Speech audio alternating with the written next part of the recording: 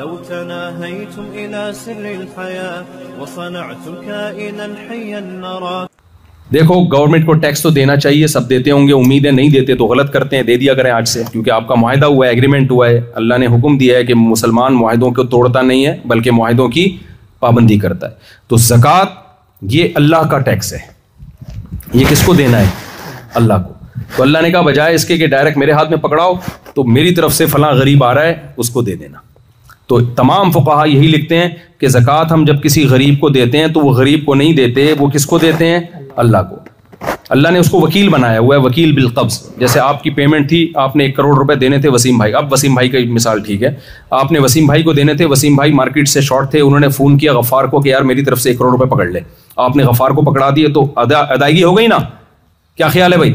تو اللہ میاں بھی یہ کہتے ہیں کہ زکوٰۃ اصل میں مجھے دینی ہے, تم نے, میں متولی ہوں, لیکن اب کیا ہے میری طرف سے وکیل ہیں, فلاں فلاں فلاں قسم کے لوگ ہیں, ان کو دے دو گے تو میں کیا سمجھوں گا مجھے دیے. تبھی اللہ کہتے ہیں من ذا الذی یقرض اللہ قرضا حسنا, کون ہے جو قرض دے گا کس کو؟ اللہ کو. تو اسلام نے زکوٰۃ کی بھی فضیلت بیان کی ہے, اور ساتھ ساتھ اسلام نے انفاق کی فضیلت. زکوٰۃ کے علاوہ بھی کچھ آپ پر ذمہ داریاں ہیں. وہ ذمہ داریاں کیا ہیں؟ نبی صلی اللہ علیہ وسلم نے فرمایا جو شخص پیٹ بھر کے کھائے اس کا پڑوسی بھوکا سوئے وہ شخص مومن نہیں ہے. پڑوسیوں سے زیادہ حق اسلام میں بلڈ ریلیشن کا ہے, خونی رشتوں کا ہے. دیکھو غیر مسلم کنٹریز میں حکومت کی رسپانسبلٹی بہت زیادہ ہوتی ہے, غریبوں کو سنبھالنا, بیواؤں کو سنبھالنا, لیکن مسلمان کے ہاں حکومت کی رسپانسبلٹی کم ہے, اسلام میں پبلک کی رسپانسبلٹی زیادہ ہے.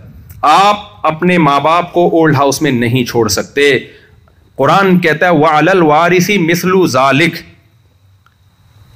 نان نفقہ جو بھی بلڈ ریلیشن ہے نا, جو بھی مرنے کے بعد وارث بنتے ہیں, ان تمام وارثوں پہ ان کی وراثت کے بقدر نان نفقہ واجب ہوتا ہے.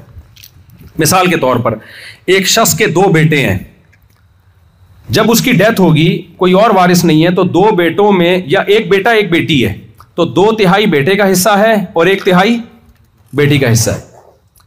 تو یہ اگر اس کی موت واقع نہیں ہوئی اور یہ بوڑھا ہو گیا تو شریعت کیا کہتی ہے کہ یہ مر جاتا تو 2/3 بیٹے پر آتا, 1/3 بیٹی کے لیے آتا نا. تو اب جب یہ بوڑھا ہو گیا ہے تو اس کا جتنے بھی منتھلی نان نفقہ ہے, جو بھی اس کے ایکسپینسز ہیں, وہ 2/3 بیٹے پر ہیں اور 1/3 بیٹی پر ہے. اگر وہ کما رہی ہے, جاب کر رہی ہے, نہیں کر رہی ہے تو سارا خرچہ کس پر ہے؟ بیٹے پر ہے. میں سمجھا پا رہا ہوں اپنی بات؟ تو آپ کو دائیں بائیں, اسی طرح بہن کا بھی حصہ ہے. آپ کی کوئی بہن ہے جو جاب لیس ہے اور اس کو ضرورت ہے پیسوں کی, تو شریعت میں گورنمنٹ کی ذمہ داری نہیں ہے, یہ کس کی ذمہ داری ہے؟ بولو بھائی, بھائی کی ذمہ داری ہے. یہ آپ کی خالہ, پھپھو, تایا, چچا, یہ ساری رسپانسبلٹی اسلام نے خونی رشتوں پہ لگائی ہے. غیر مسلموں کے ہاں وہ رشتے مارکیٹ سے کیا ہو گئے ہیں؟ شارٹ ہو گئے. ان کے لا ان کے حساب سے ہیں, وہ ٹھیک ہیں, لیکن آپ کے حساب سے جو اسلام نے لا بنایا ہے وہ کیا بنایا ہے کہ آپ کی بہن کے بارے میں سوال کس سے ہوگا؟ آپ سے ہوگا. اگر اس کے جیب میں پیسے نہیں ہیں, وہ اس کی ضرورتیں, بیسک ضرورتیں پوری نہیں ہو رہی, تو بھائی سے قیامت کے دن سوال کیا جائے گا. اور نبی صلی اللہ علیہ وسلم نے فرمایا سب سے بہترین صدقہ وہ ہے جو تم اپنی زوجہ کو کھلاتے ہو. تو اسلام میں بیوی کی ذمہ داری کس پر ہے بھائی؟ جاب بیگم پر لازم نہیں ہے, اس کی رسپانسبلٹی کس پر ہے بھائی؟ شوہر پر ہے. سمجھتے ہو کہ نہیں سمجھتے؟ اور نبی صلی اللہ علیہ وسلم نے فرمایا جو رشتہ دار ہیں نا, ان پہ جب آپ خرچ کرتے ہو, جو بھی بلڈ ریلیشن ہے, بھائی بہن, چچا, تایا, ماموں, یہ جو قریبی ہوتے ہیں, پپو, کوئی خاتون رہ گئی ہو تو مجھے بتا دینا, ایسا نہ ہو بولے ہمارا تو آیا ہی نہیں اس میں. تو جو بھی آپ کے خونی رشتے ہیں ان پہ خرچ کرنا آپ کی ذمہ داری ہے, اگر وہ مسکین ہیں, اگر ان کے پاس پیسہ نہیں ہے. نبی نے فرمایا جب تم رشتوں پہ خرچ کرتے ہو تو تمہیں 2 اجر ملتے ہیں, ایک صدقہ کرنے کا اور ایک رشتہ داری کو مضبوط کرنے کا. سمجھتے ہیں کہ نہیں سمجھتے؟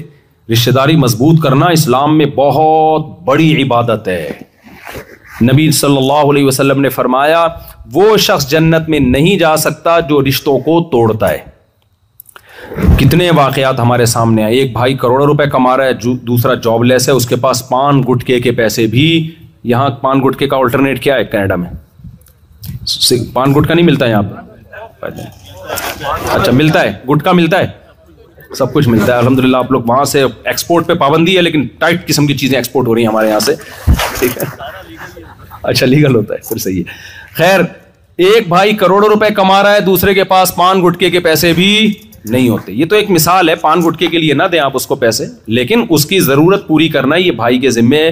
یہاں پر لوگ آ کے لبرلزم کی طرف زیادہ چلے جاتے ہیں. بالکل وہ کہتے ہیں گورا جب لائف کو ایسا انجوائے کر رہا ہے تو اس کے تو ذمے نہیں ہے میں اپنے بھائی کو دوں پیسے. تو ہم بھی ویسے ہی لائف اسٹائل ہو بھائی صاحب, آپ مسلمان ہو, آپ کو گورے کو فالو نہیں کرنا بلکہ آپ کو گورے کو بتانا ہے کہ بھائی یہ اسلام کیا حسن ہے.